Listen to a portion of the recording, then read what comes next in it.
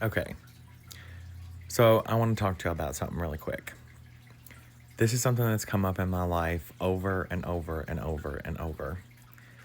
And I want to know if you've ever experienced anything like this. I was in a meeting the other day, and a potential partner and I were talking with another potential partner. And this person, it was obvious that English was not their first language, and they did have a thick accent. And after the meeting was over, the potential partner made a comment about their accent and about how that might influence their abilities or the choices that this partner was making as to whether or not to include that person. Needless to say, we will not be partnering with that organization.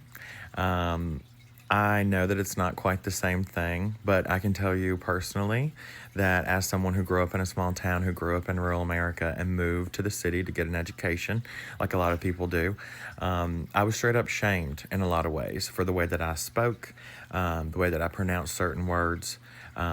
And for a little while there, I really was trying to change the way that I presented myself to try to fit in. And it was a really difficult thing for me for a while. But eventually, I realized that I didn't need to change myself or the way that I spoke or the way that I pronounced anything, because it had no bearing whatsoever on my ability to do a job or my ability to perform work. Just because I say ain't and because I can't pronounce the word ambulance properly does not mean that I cannot write an essay to rival your own. Trust me and believe.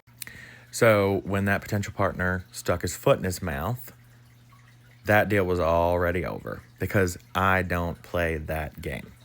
So for all those of you out there who sound like cornbread and have a thick accent, no matter where you're from, I hope you're proud of that dialect, and I hope you don't change that dialect to fit someone else's perception of what being intelligent or what being well-spoken looks like. So, thanks for coming to my TED Talk. See y'all later.